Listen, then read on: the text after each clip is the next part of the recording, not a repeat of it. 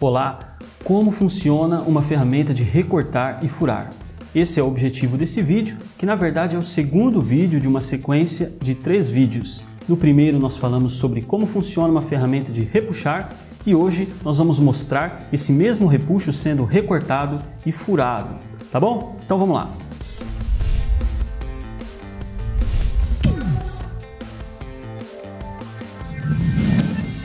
Como funciona uma ferramenta de recortar e furar, falando especificamente do segmento do projeto, ou seja, do conceito principal, do coração, do funcionamento dessa ferramenta. Eu repito, essa é uma sequência de 3 vídeos, portanto, se você não assistiu ao primeiro vídeo, eu peço que você assista ao primeiro vídeo, eu vou deixar o link aqui na descrição dessa sequência de 3 vídeos para que você possa entender a sequência que nós vamos fazer aqui. Lá na tela do computador, olha só, eu quero mostrar o produto que eu já apresentei no primeiro vídeo, apenas para a gente relembrar. Esse é o produto hipotético que nós estamos trabalhando. No primeiro vídeo nós fizemos esse repuxo aqui, olha só. Aqui ele já está recortado, certo? Eu vou mostrar aqui para você também os retalhos, olha lá. Juntando esse repuxo recortado com os retalhos, nós temos o resultado que sai lá da nossa primeira operação, da ferramenta de repuxar. Depois que esse resultado entra na segunda operação, que é essa que nós vamos falar aqui hoje, o produto é recortado e nós temos isso aqui, ó, esse resultado. O miolo é o nosso produto propriamente dito, faltando ainda aquela dobrinha que nós mostramos também no primeiro vídeo. Isso é o assunto do nosso terceiro vídeo, que eu vou falar posteriormente. E nós temos também aqui em volta os retalhos. Esses retalhos eles serão descartados.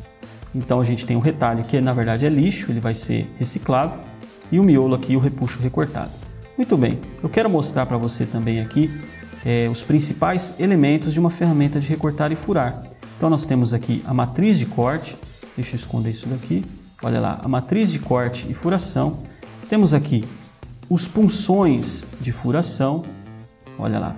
Temos 4 punções de furação. Temos também as facas de corte. Elas fazem um papel semelhante aos punções de furação, porém nós chamamos de facas de corte porque elas estão em volta da matriz ali, cortando o externo da peça. Temos aqui também um outro punção de corte, que corta essa figura central ali. Então aqui na tela nós temos facas de corte, punção de corte, punções de furação e a matriz, que está na parte inferior da ferramenta. Temos aqui também o pisador, ou também conhecido como sujeitador dessa operação. Eu já vou mostrar o papel, a importância desse componente, o papel dele aqui nessa operação. E nós temos aqui as molas helicoidais. No primeiro vídeo eu mostrei para você uma ferramenta de repuxo e nós fizemos a carga das molas, a carga do prensa-chapas através de cilindros de nitrogênio. Nesse segundo vídeo eu estou mostrando uma outra opção que é mais comum para ferramentas de recortar como essa aqui, que são as molas helicoidais, tá bom? Molas de aço. Então eu vou lá para o estudo de movimento, vou mostrar para você isso daqui em ação, olha lá. Talvez para a gente poder enxergar melhor, eu vou colocar em corte, tá? Pronto. Agora vai ficar mais fácil de ver essa cinemática. Olha lá, o martelo da ferramenta está subindo, ou seja, o martelo da prensa, melhor dizendo. E agora ele está descendo. Repara no funcionamento dessa ferramenta. Olha lá, recortou e furou. Vou colocar um pouco mais de zoom aqui. Iniciou de novo, vamos imaginar que esse blank está todo ligado. Olha lá, o pisador chega primeiro, depois chega a faca de corte e faz o seu trabalho. Percebe? Eu gosto de dar um exemplo de um grampeador, esse grampeador que você tem em casa mesmo. Repara que primeiro chega um componente e pisa, para depois chegar aquele que faz a ação propriamente dita. No caso do grampeador, aquele punção e a matriz que faz a dobra do grampo. Nesse nosso caso aqui, as facas de corte e punções de corte. Olha lá, vou dar um pause bem aqui. Olha lá, quem chega primeiro é o pisador. Ele tem esse nome, como o próprio nome já diz, ele chega e pisa na chapa para que ela não se movimente.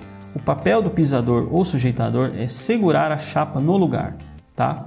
Diferente do prensa-chapas que nós temos numa ferramenta de repuxo, isso foi assunto do primeiro vídeo, o papel do prensa-chapas é controlar a alimentação do blank, ou seja, a chapa tem que correr, ela tem que deslizar para que o repuxo seja formado. Nesse caso, a chapa não pode deslizar, ela não pode correr, ela tem que ficar estática, parada. Esse é o papel do pisador. Ele chega primeiro, ele pisa na chapa e ele continua exercendo carga sobre essa chapa para que ela não se movimente através das molas helicoidais. Olha só, nós temos as molas fazendo esse trabalho. Depois que a chapa está devidamente presa, devidamente travada, as facas de corte e os punções de corte continuam descendo, olha lá. E aí ele recorta a chapa. Eu vou acelerar um pouco aqui, para a gente poder enxergar. Olha lá, percebe? Na verdade, o funcionamento é simples, né? Olha lá, começou de novo, pisa e recorta. Ou no caso dos furos, ele pisa e fura. De forma que nós temos os retalhos que serão reciclados, serão descartados, e o miolo é o nosso produto. É assim que funciona uma ferramenta de recortar e furar, mas eu quero falar ainda sobre algumas particularidades desse tipo de trabalho. Primeira coisa que eu quero falar para você é que no software CAD nós conseguimos ver a cinemática dessa ferramenta, porém, diferente do repuxo, que no primeiro vídeo eu mostrei para você que nós podemos ver a qualidade dessa conformação, a qualidade desse repuxo, através de um outro software por cálculo de elementos finitos. No caso de uma ferramenta de recortar e furar, isso não é possível, porque não existe cálculo de cisalhamento por elementos finitos, ou seja, rebarbas, o estouro da chapa, a qualidade desse recorte não é possível de se ver em software de simulação. Ainda não, é possível que em breve nós tenhamos esse tipo de controle, né, de software para fazer esse tipo de análise, mas hoje nós ainda não temos. Então, o que é importante a gente ver aqui? Além da cinemática, no projeto nós levamos em consideração vários detalhes para que esse cisalhamento, vamos dizer, esse recorte, ocorra da forma que tem que ser. O primeiro deles, nós devemos observar aqui que existe a chamada saída de corte. Veja que a matriz ela tem um ângulo, é o chamado ângulo de saída. Para que o retalho não fique preso, é necessário que tenha esse ângulo em torno de 1 grau, 2 graus, não tem muita precisão. Pode também ser apenas um degrau aqui, né, vertical, e não apenas um ângulo como nós fizemos, mas esse aqui é o mais comum, tá? Então é necessário que tenha essa saída de corte. Repare que os punções também têm uma saída de corte.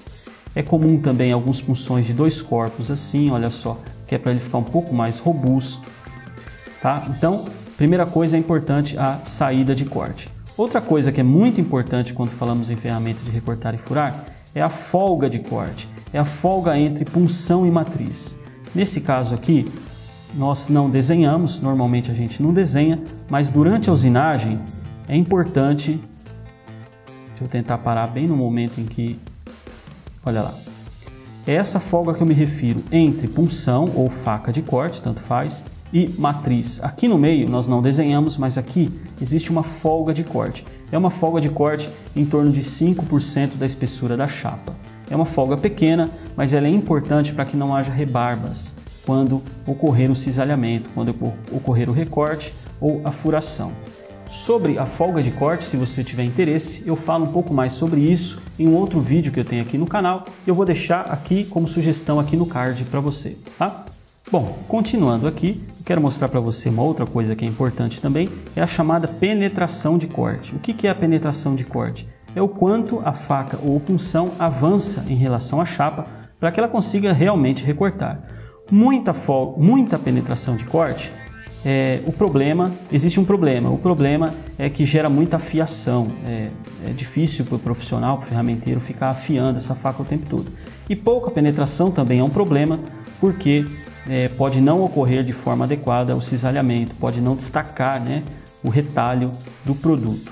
Outra coisa que é importante a gente citar aqui também é que existem componentes que são construídos em um projeto de uma ferramenta de recortar e furar, e tem outros componentes que são padronizados, são standard, são comprados prontos, como por exemplo esse punção aqui.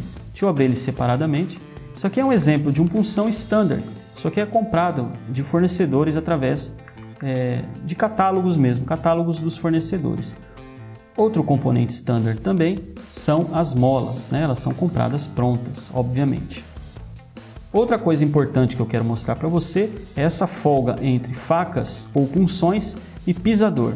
Eu acabei de mostrar essa folga aqui, que é a folga de corte, entre punção e matriz ou entre faca e matriz, mas nós temos essa segunda folga aqui que também é importante, é a folga entre punções e o pisador, ou entre facas e o pisador.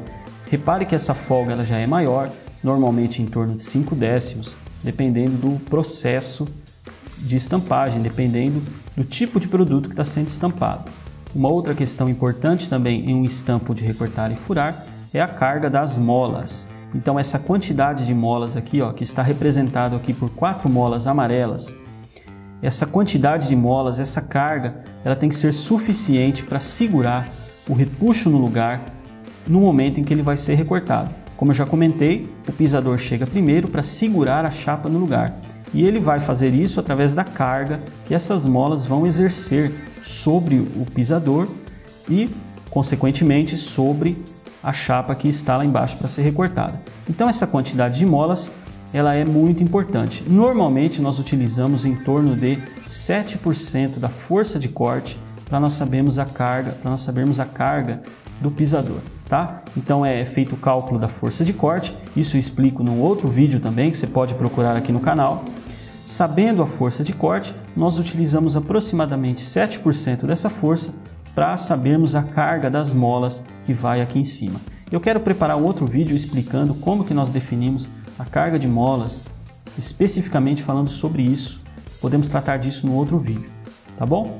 Lembra que no repuxo, a carga de prensa-chapas, eu disse que a melhor tecnologia que nós temos hoje é através do software de simulação. Nós vamos fazendo ali uma espécie de tryout virtual e definimos a carga do prensa-chapas para repuxos. Porém, no estampo de recortar e furar, nós fazemos simplesmente o cálculo de 7% da força de corte. Como eu disse, não há cálculo de cisalhamento através de software de elementos finitos. Tá? Outra coisa importante que eu quero mostrar para você aqui, pessoal, é a linha de corte. O que é a linha de corte? Eu vou abrir aqui a matriz separadamente para mostrar para você o que nós chamamos de linha de corte. Linha de corte é basicamente esse fio de corte em toda a extensão da matriz e dos punções. Essa é a linha que vai definir o ponto de corte exato do produto que nós precisamos. Outra coisa importante é essa altura aqui, olha só, chamada de vida de corte.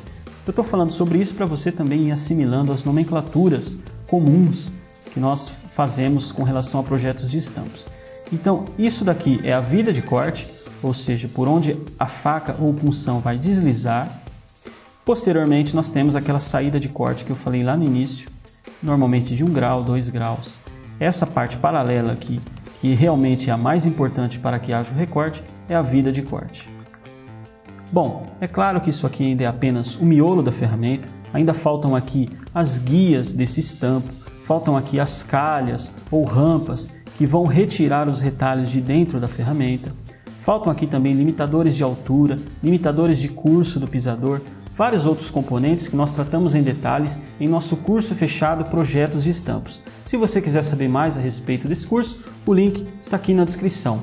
Bom, eu espero que eu tenha te ajudado com esse conteúdo, com o conteúdo desse vídeo. Se você reconhece que você aprendeu alguma coisa aqui, eu peço então que você se inscreva no canal para que você possa aprender ainda mais sobre esse universo das ferramentas de corte, dobra e repuxo, ok? Forte abraço e até o próximo vídeo.